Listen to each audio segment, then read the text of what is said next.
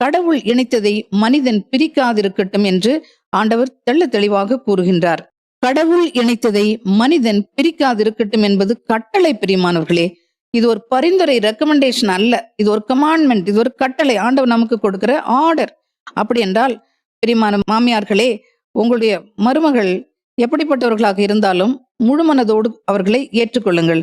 உங்கள் மருமகள் உங்கள் மகனுக்கு வாய்க்கப்பட்ட ஒரு அரிய கொடை என்பதையும் நீங்கள் மறந்து போகாதீர்கள். அநேக மாமியார்கள் மருமகளை பற்றி எப்பொழுதும் புரணிதான். இது சரியில்லையா, அது சரியில்லையா, அவ அப்படி போறா, இவ இப்படி போறா, இதே மாதிரி அதோட நிறுத்துவது கிடையாது.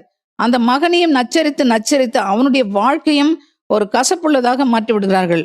மகனை பார்த்து, இவள் சரியில்லை, நம்ம குடும்பத்திற்கு ஏற்ற பெண் இவள் இல்லை, இவள் ஒரு சாபம், தரித்திரம், இவளை அனுப்பிவிடு, உனக்கு ஒரு நல்ல பெண்ணை பார்த்து நான் திருமணம் செய்து வைக்கிறேன் என்று சொல்லி மாமியார்களே, நீங்கள் உங்கள் அருமையான மகனுக்கு சொன்னீர்கள் என்றால் அந்த குடும்ப